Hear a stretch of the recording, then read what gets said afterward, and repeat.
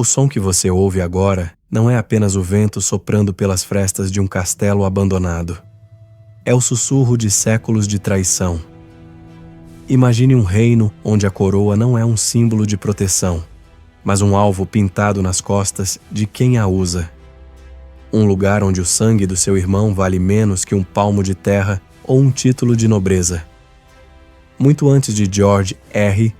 Martin criar os Stark e os Lannister, a Inglaterra medieval sangrou de verdade. Por 30 anos, o país foi dilacerado por uma dança macabra que opôs vizinhos contra vizinhos, pais contra filhos. De um lado, o brilho frio da rosa branca de York. Do outro, o calor enganoso da rosa vermelha de Lancaster. Este não é um conto de fadas. É o relato visceral de como a ambição desmedida pode levar uma nação inteira ao abismo. Hoje, na lacuna da história, nós abrimos os portões de ferro do passado para revelar a verdadeira guerra das duas rosas. Prepare-se, o jogo pelo trono nunca foi tão letal.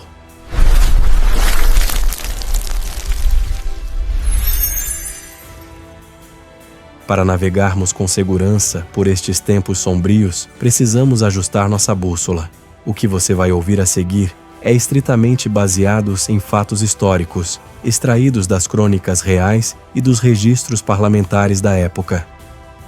No entanto, como em toda grande tragédia, os fatos muitas vezes mergulham no território da lenda e do mistério. Especialmente quando falarmos sobre o destino de príncipes desaparecidos e conspirações de alcova, entraremos na névoa da incerteza histórica. Mas fique tranquilo, eu serei seu guia, separando o aço da verdade das sombras do mito. Nossa jornada começa em meados do século XV. A Inglaterra é uma terra de contrastes brutais. Enquanto as catedrais góticas se erguem em direção aos céus, as ruas de Londres são um lamaçal de intrigas. O país está exausto. A Guerra dos 100 Anos contra a França deixou as arcas do reino vazias e o moral do exército em frangalhos. Mas o maior perigo não vinha de além-mar. Ele estava sentado no trono de Santo Eduardo. O rei Henrique VI, da Casa de Lancaster, era um homem que parecia ter nascido para o mosteiro, não para a guerra. Ele era gentil, devoto e profundamente frágil. Imagine um monarca que passava horas em oração enquanto seus conselheiros dividiam o país como lobos famintos. Mas o destino reservava um golpe ainda mais cruel para Henrique. Em 1453, ele mergulhou em uma escuridão mental profunda. Não era uma simples tristeza, era uma catatonia absoluta. Por meses, o rei da Inglaterra permaneceu sentado em seus aposentos, com os olhos fixos no vazio, sem reconhecer a própria esposa, a rainha Margarida de Anjou, e sequer o nascimento de seu único filho e herdeiro. Foi nesse vácuo de silêncio real que a semente da Guerra das Rosas germinou. Entre na cena Ricardo, o Duque de York. Imagine um homem de presença imponente, com uma linhagem tão pura quanto o ouro da coroa. Ele era o símbolo da rosa branca. Para Ricardo, a loucura de Henrique não era apenas uma tragédia. Era uma prova de que a casa de Lancaster não tinha mais o favor de Deus para governar. York acreditava que ele, e somente ele, poderia salvar a Inglaterra da ruína total. Mas ele subestimou uma pessoa. Margarida de Anjou, a loba de França, não assistiria ao colapso de sua linhagem em silêncio. Se o rei era uma estátua de gelo, a rainha era o fogo que alimentava a resistência dos Lancaster. Ela sabia que, no momento em que York assumisse o controle, a vida de seu filho estaria por um fio. A política deu lugar ao ódio pessoal. Os sussurros nos corredores de Westminster tornaram-se gritos de guerra nos campos de St. Albans. O primeiro sangue foi derramado, e a neve branca da Inglaterra nunca mais seria a mesma. O ano de 1461 ficaria marcado nos anais da história britânica não por uma conquista, mas por um massacre que quase extinguiu a nobreza do país. Eduardo de York, o filho de Ricardo, agora carregava o peso da Rosa Branca. Ele não era apenas um líder. Ele era um gigante para os padrões da época, com quase 2 metros de altura e um carisma que incendiava o coração de seus soldados. Ele sabia que a diplomacia tinha morrido nas ruas de St. Albans. A única linguagem que restava era o aço. As forças de York e Lancaster se encontraram em um campo perto da vila de Taunton. Imagine a cena. Era domingo de Ramos, mas não havia nada de sagrado naquele dia. Uma tempestade de neve brutal assolava o campo de batalha, com ventos que sopravam diretamente nos rostos dos soldados de Lancaster. 50.000 homens estavam prontos para se trucidar sob um céu cinzento e impiedoso. O combate começou com uma saraivada de flechas. Os arqueiros de York, aproveitando-se do vento a favor, lançaram suas setas que voavam mais longe e com mais força, caindo como uma chuva de espinhos sobre os Lancaster, que não conseguiam enxergar um palmo à frente. Quando os exércitos finalmente colidiram, o som foi descrito por cronistas como um trovão de metal contra metal que abafava o próprio vento. A batalha durou 10 horas de agonia ininterrupta. Homens lutavam até a exaustão total, escorregando na lama vermelha que derretia a neve. O horror atingiu seu ápice em um pequeno riacho conhecido como Cockbeck. Os soldados de Lancaster, em retirada desesperada, tentaram atravessar as águas geladas, mas o riacho era profundo e a correnteza era forte. Aqueles que não morriam pela espada, morriam por afogamento sob o peso de suas próprias armaduras de ferro. Diz a lenda que o rio ficou tão congestionado de cadáveres que os sobreviventes conseguiram atravessar para a outra margem caminhando sobre uma ponte feita de corpos humanos.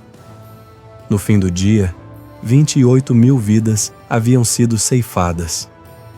Eduardo de York era o senhor absoluto do campo de batalha. A Rosa Branca estava, enfim, no trono.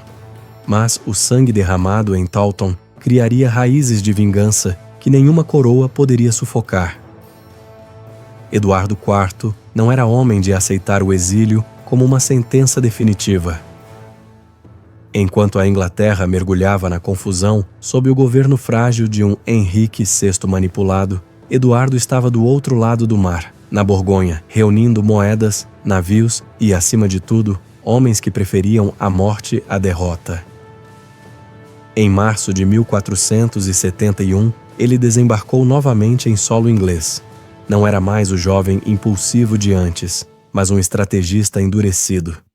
Ele sabia que para recuperar o trono, teria que destruir o homem que o colocou lá pela primeira vez. Ricardo Neville, o conde de Warwick. O destino dos dois encontrou-se nos campos de Barnet, ao norte de Londres. Imagine a manhã de 14 de abril. Uma neblina espessa e sobrenatural cobria o campo, tão densa que um soldado não conseguia distinguir o rosto do homem ao seu lado. Para a mente medieval, aquela névoa não era um fenômeno natural, mas obra de feitiçaria. O caos instalou-se. No meio do nevoeiro, as tropas de Warwick, confusas pelos estandartes borrados pela fumaça e pela umidade, começaram a atacar os seus próprios aliados. O grito de traição ecoou pelas fileiras Lancaster como um vírus mortal. Warwick, o temido fazedor de reis, percebeu que o seu tabuleiro tinha sido virado. Enquanto tentava fugir para o seu cavalo, foi cercado e morto. Dizem que Eduardo IV deu ordens para que o corpo de Warwick fosse exibido nu na Catedral de São Paulo, para que ninguém pudesse dizer que o gigante ainda vivia. Mas a Rosa Vermelha ainda tinha um último fôlego. Margarida de Anjou, a loba de França, desembarcou no sul com o seu filho e herdeiro, o príncipe Eduardo de Westminster. A colisão final aconteceu em Tewkesbury. Foi uma carnificina rápida e impiedosa. O jovem príncipe, a última esperança da linhagem Lancaster, foi morto no campo de batalha. Margarida foi capturada, uma rainha sem reino e sem filho. E naquela mesma noite, na Torre de Londres, o rei Henrique VI morreu. A versão oficial da época dizia que ele falecera de melancolia, mas as sombras da história sussurram algo muito mais sinistro, um golpe de adaga no coração ordenado por quem não podia mais permitir que um concorrente vivesse. Com os seus inimigos enterrados, Eduardo IV governou por mais 12 anos. Foi uma era de ouro, de festas luxuosas e comércio florescente. Mas sob a superfície, as tensões familiares ferviam. Eduardo tinha 2 irmãos, Jorge, o Duque de Clarence, e Ricardo, o Duque de Gloucester. Jorge era instável e ganancioso, acabando executado por traição. Diz a lenda que foi afogado num barril de vinho Malvasia. Já Ricardo era o oposto, silencioso, leal e extremamente eficiente no norte do país. Tudo mudou em abril de 1483. Eduardo IV morreu subitamente, possivelmente vítima de uma vida de excessos. Ele deixou 2 filhos pequenos, Eduardo V, de apenas 12 anos, e o pequeno Ricardo, de 9. O trono pertencia ao menino Eduardo, mas o poder estava nas mãos de quem conseguisse agarrá-lo primeiro. Ricardo de Gloucester, o tio dos meninos, assumiu o cargo de Lorde Protetor. Ricardo alegou que o casamento do falecido irmão com Elizabeth Woodville era inválido, o que tornava os pequenos príncipes ilegítimos para a coroa. Um por um, os aliados da rainha Elizabeth Woodville foram presos e executados. As crianças foram levadas para a Torre de Londres, sob o pretexto de estarem seguras para a futura coroação. Imagine agora o interior daquela fortaleza de pedra. O cheiro de umidade, o som das correntes e o eco dos passos dos guardas. Eduardo e Ricardo, 2 meninos que até semanas antes eram a realeza absoluta, agora estavam confinados em quartos frios. No verão de 1483, eles foram vistos pela última vez a brincar no pátio da torre. Depois disso, o silêncio. Ricardo de Gloucester foi coroado como Ricardo III. Mas a pergunta que pairava sobre a névoa do Tâmisa era uma só. O que aconteceu aos príncipes? Teria o tio dado a ordem de sufocá-los com travesseiros enquanto dormiam? Teriam sido escondidos e mortos em segredo para nunca mais serem uma ameaça. O mistério é tão profundo que, 2 séculos depois, durante umas obras na torre, foram encontrados 2 pequenos esqueletos escondidos sob uma escadaria de madeira. A ciência moderna nunca pôde confirmar se eram eles, mas a lacuna da história permanece ali como um grito abafado pela pedra. Mas o reinado de Ricardo III não teria paz. Do outro lado do mar, um homem que ninguém levava a sério estava a organizar uma frota. Henrique Tudor, um exilado com uma determinação de ferro, estava pronto para atravessar o canal e terminar o que as rosas começaram. O verão de 1485 trazia consigo um calor sufocante, mas na corte de Ricardo III, o ar era gélido de desconfiança. O rei sabia que o seu trono estava construído sobre areia movediça. O encontro definitivo aconteceu nos campos de Bosworth. Imagine o cenário: o sol de agosto batendo nas armaduras polidas e o som de milhares de cavalos inquietos. Ricardo III, um guerreiro nato, possuía a vantagem numérica, mas havia um elemento imprevisível: os irmãos Stanley. Eles eram os juízes silenciosos daquela batalha, esperando para ver qual rosa murcharia primeiro. Quando as trombetas soaram, o choque inicial foi devastador. Ricardo tomou uma decisão desesperada e heróica. Ele liderou uma carga de cavalaria furiosa. Imagine o último rei guerreiro da Inglaterra, com a coroa sobre o elmo, galopando a toda velocidade. Ele chegou a centímetros de encerrar a dinastia Tudor, mas foi nesse momento que os Stanley agiram. Ricardo III foi cercado. O seu cavalo ficou preso na lama de um pântano. Ele recusou-se a fugir, gritando por traição até o seu último suspiro. Ricardo foi derrubado e morto. A sua coroa caiu de sua cabeça e rolou para debaixo de um arbusto de espinheiro. Diz a lenda que foi ali mesmo, no meio do sangue e do caos, que a coroa foi encontrada e colocada na cabeça de Henrique Tudor. O jogo tinha terminado. Henrique casou-se com Isabel de York, a filha mais velha do falecido Eduardo IV. Pela primeira vez em 30 anos, as duas rosas deixaram de lutar.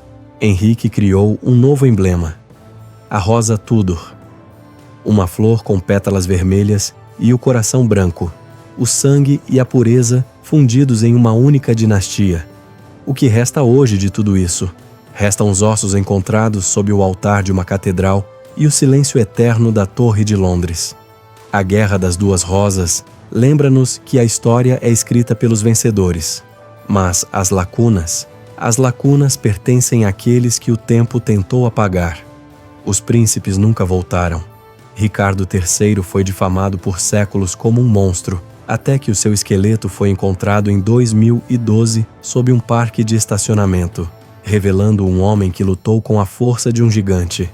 O que você faria se tivesse que escolher entre a lealdade à sua família e a sobrevivência do seu país? Onde termina a ambição e começa a loucura? A Guerra das Duas Rosas é um espelho escuro da nossa própria humanidade. Obrigado por me acompanhar nesta jornada monumental pelo labirinto do poder medieval.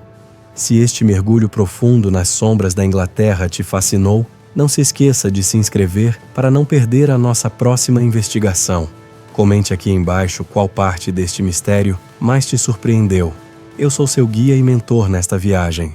Obrigado por estar aqui e até a próxima lacuna da história.